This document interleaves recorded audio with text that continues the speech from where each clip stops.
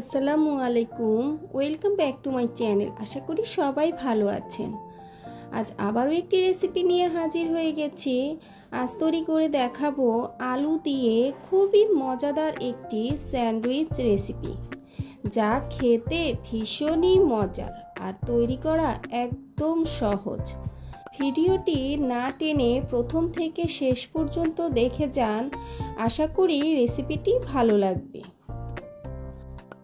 প্রথমে আমরা স্যান্ডউইচের ভেতরের পুরটা তৈরি করে নিব। এর জন্য চুলায় একটি ফ্রাই প্যান বসিয়ে দিয়েছি। দিয়ে দিব পরিমাণ মতো তেল। তেলটা গরম হয়ে এলে দিয়ে দিব পেঁয়াজ কুচি। এখানে আমি হাফ কাপের মতো পেঁয়াজ কুচি দিয়ে দিয়েছি। পেঁয়াজটা এখন তেলের সাথে নেড়ে চেড়ে হালকা করে ভেজে নিতে হবে।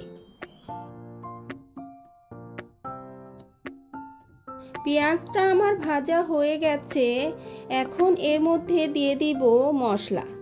দিয়ে দিচ্ছি 1 চা চামচ চিলি ফ্লেক্স, 1/3 চা চামচ হলুদ গুঁড়া, ধনিয়ার গুঁড়া, জিরার গুঁড়া, আর দিয়ে দিব স্বাদ মতো লবণ। আরও দিয়ে দিচ্ছি 1/3 চা চামচ চাট মশলা। এখন সবগুলো মশলা ভালোভাবে নেড়েচেড়ে মিশিয়ে নিতে হবে।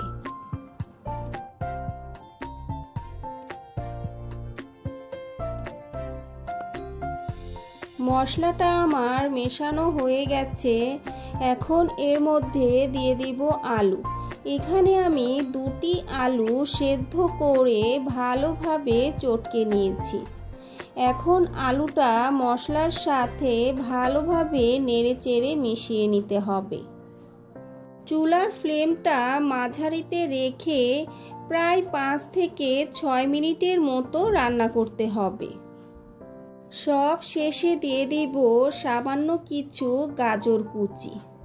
গাজর কুচিটা অপশনাল, দিলেও হবে না দিলেও হবে। দিলে স্যান্ডউইচের পুরটা দেখতে ভালো লাগবে এবং খেতেও ভালো লাগবে। স্যান্ডউইচের পুরটা আমার হয়ে গেছে।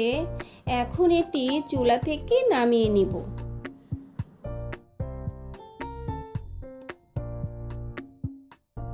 এখন আমরা স্যান্ডউইচ বানিয়ে নিব।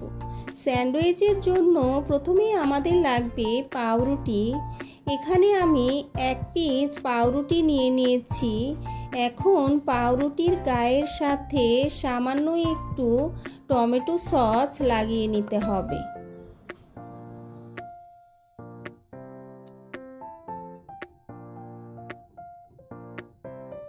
টমেটো সস আমার ভরিয়ে নেওয়া হয়ে গেছে।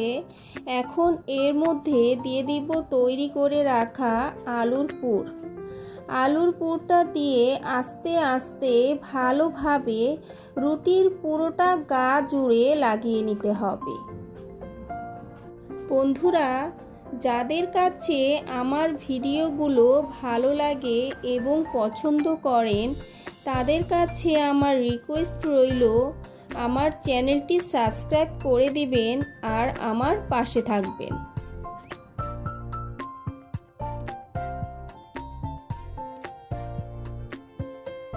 এখন আরও একটি পাউরুটি এর উপরে বসিয়ে দিতে হবে।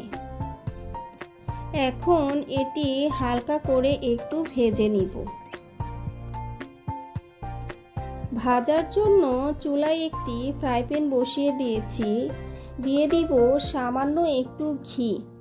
এরপর স্যান্ডউইচগুলো দিয়ে এপিট ওপিট উল্টে পাল্টে হালকা ব্রাউন কালার করে ভেজে নিতে হবে। চাইলে আপনারা না ভেজেও খেতে পারবেন, কিন্তু এভাবে সামান্য একটু ভেজে নিলে খেতে ভালো লাগে।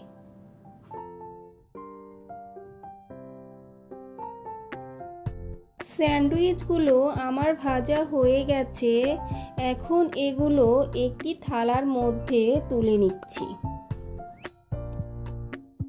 কত সহজে এবং অল্প সময়ে তৈরি হয়ে গেল দারুণ একটি স্যান্ডউইচ রেসিপি। রেসিপিটি কার কার কাছে কেমন লেগেছে কমেন্ট করে জানাবেন।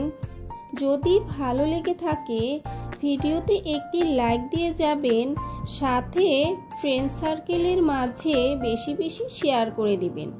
আল্লাহ হাফেজ।